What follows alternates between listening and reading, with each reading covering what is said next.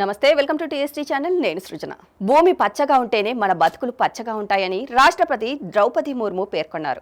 దేశవ్యాప్తంగా పచ్చదనం పెంపునకు green India challenge చేస్తున్న సేవలను కొనియాడారు. సంస్థ వ్యవస్థాపకుడు మాజీ ఎంపీ సంతోష్ కుమార్ ను రాష్ట్రపతి అభినందించారు.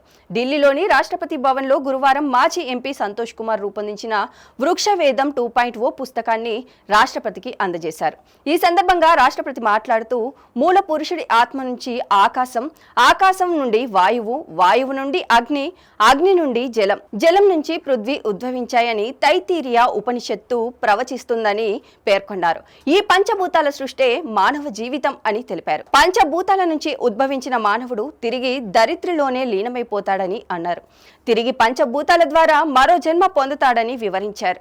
కాబట్టి జననం, జీవనం, జీవనయానం, మరణం అన్ని ప్రకృతి ఆధారాలైన పంచభూతాలతో ముడిపడి ఉన్నందున పర్యావరణంతో మరింత మమేకమయ్యేలా మన జీవితాలను మలుచుకోవాలని రాష్ట్రపతి సూచించారు.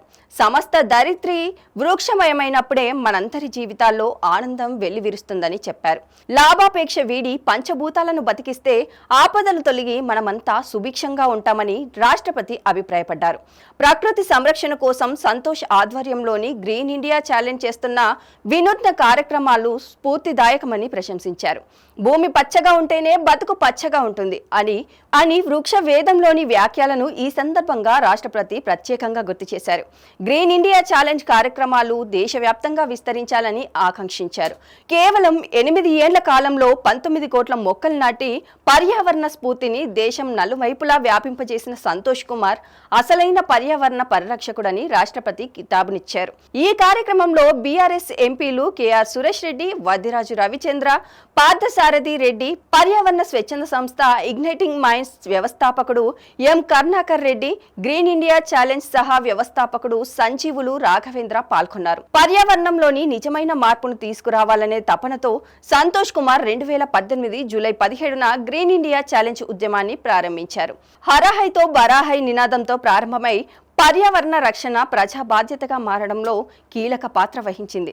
తెలంగాణలో కేవలం 24% ఉన్న పచ్చదనాన్ని 33% పెంచింది గ్రీన్ స్టేట్ గా మార్చాలనే సంకల్పంతోనే 2015 జూలై 3న నాటి ముఖ్యమంత్రి కేసీఆర్ ప్రారంభించిన తెలంగాణకు హరితహారం కార్యక్రమ స్ఫూర్తితో గ్రీన్ ఇండియా ఛాలెంజ్ పురుడు పోసుకున్నది.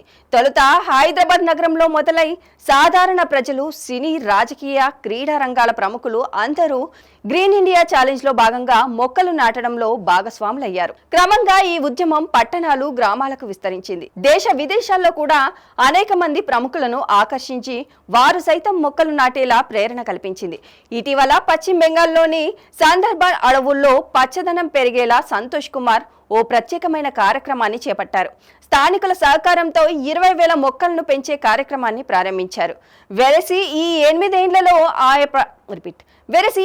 ఏళ్లలో ఆయా ప్రాంతాల్లో దాదాపు 19.6 కోట్ల మొక్కలు నాటేలా గ్రీన్ ఇండియా ఛాలెంజ్ స్ఫూర్తినిచ్చింది.